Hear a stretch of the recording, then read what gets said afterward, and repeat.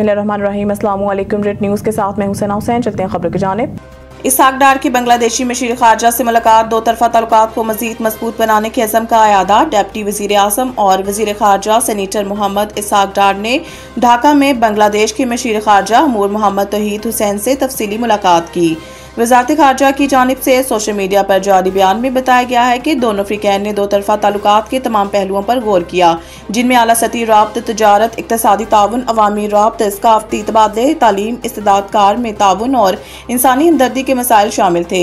मुलाकात में सारे की बहाली, मसला फ़लस्तीन और रोहिंग्या के मसले के हल समेत इलाकाई और बैनुल अक़वामी अमूर पर भी तबादला ख्याल किया गया। वज़ारत खारजा के मुताबिक खुशगवार माहौल में होने वाली मुलाकात में अफ्रीकैन ने दो तरफा ताल्लुकात को मज़ीद मजबूत बनाने के अज़म का अयादा किया।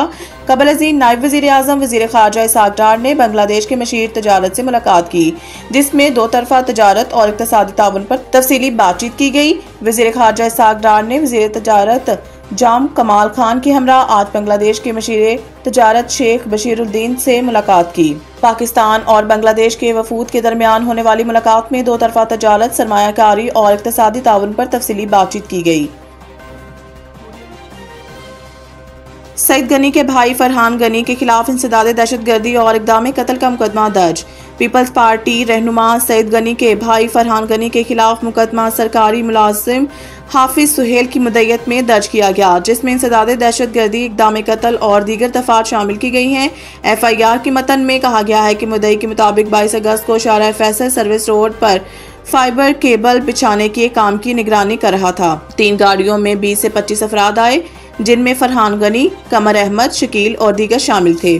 FIR के मुताबिक मुल्ज़मान ने पूछा किसकी इजाज़त से ज़मीन खोद रहे हो, बताया कि सरकारी काम है, तमाम इदारों की NOC से हो रहा है, मगर इन अफराद ने मुझ पर तशद्दुद किया, जान से मारने की नीयत से असला भी ताना था। FIR के मुताबिक मुद्दई मुकदमा ने बताया है कि इन्हें करीबी पेट्रोल पंप के कमरे में ले जाकर तशद्दुद किया गया और फिर पुलिस मोबाइल आ गई और इनसे छुड़ाकर थाने ले आई। दूसरी जानिब चेयरमैन चनीसर टाउन फरहान गनी ने दीगर 4 साथियों समेत फिरोजाबाद थाने पहुंचकर गिरफ्तारी दे दी। सईद गनी ने लिखा कि फरहान गनी समेत तमाम लोग अदालत में अपनी बेगुनाही साबित करेंगे।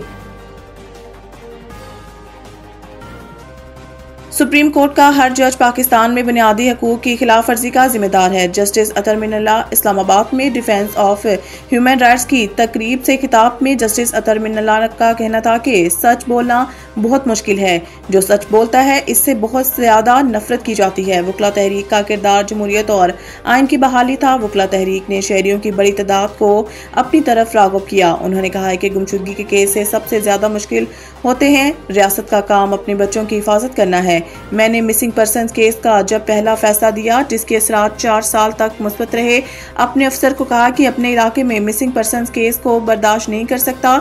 सरकार का काम एहतसाब करना है, सबकी हिफाजत करना है। आईनी अदालत को 24 घंटे खुले रहना चाहिए। मैंने फैसले में कहा कि मिसिंग पर्सनस केस में किसी सरकारी अफसर के साथ नरमी नहीं दिखाई जाएगी।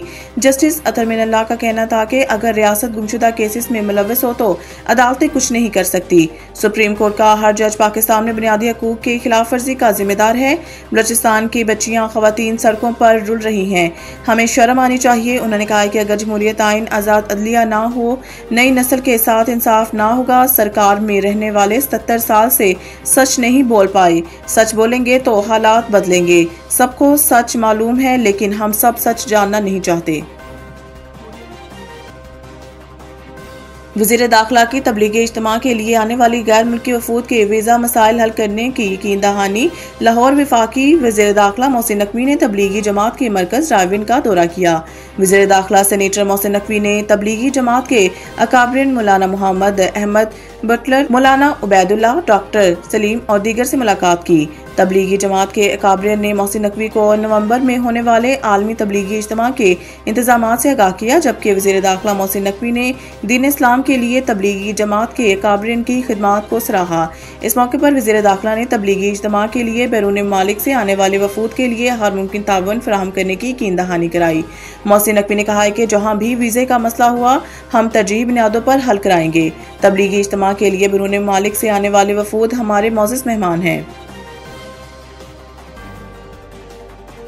पंजाब में शदीद बारिशें, तरबेला डैम 99% तक भर गया। फ्लड फोरकास्टिंग डिवीजन लाहौर के मुताबिक तरबेला डैम में पानी का लेवल 1549.20 फुट रिकॉर्ड किया गया है, जो 99%, जबकि मंगला डैम में पानी का लेवल 1219.40 फुट होने के बाद 76% तक भर गया है। इसी तरह रावल डैम का level 1751.70 foot, Khanpur dam 1979 foot, Simly dam का लेवल 2313.90 फुट है। इधर दरियाए सिंध में गुड्डू बैराज पर ऊंचे दर्जे का सैलाब है, जहां पानी की आमद 5,43,184 और अखराज 5,07,853 क्यूसिक रिकॉर्ड की गई है।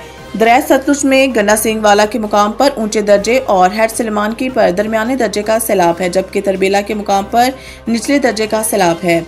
इसके अलावा दरिया रावी के अहम मुकामात पर बहाव मामूल के मुताबिक है। दरिया रावी के मलका नाला बसंतर में बहाव में कमी के साथ निचले दर्जे का सैलाब है। अफगानिस्तान ने एशिया कप के लिए स्क्वाड का ऐलान कर दिया। अफगानिस्तान क्रिकेट बोर्ड की जानिब से जारी इलामिया में बताया गया है कि राशिद खान टीम की क़यादत करेंगे। इसके अलावा स्क्वाड में रहमानुल्लाह, गरबाज, इब्राहिम जदरान, दरवेश रसूली, सदीकुल्लाह, अजमतुल्लाह, उमरजई, करीम जन्नत, मोहम्मद नबी स्क्वाड में शामिल हैं। गुलबदीन नाइब, शरफुल्दीन अशरफ, मोहम्मद इसाक, मुजीबुर रहमान और AM गजनफर, नूर अहमद, फरीद अहमद, मलिक नवीनुल हक और फजल हक फारूकी भी स्क्वाड का हिस्सा होंगे। याद रहे कि अफगानिस्तान टीम एशिया कप से कबल से मुल्की सीरीज में हिस्सा लेगी।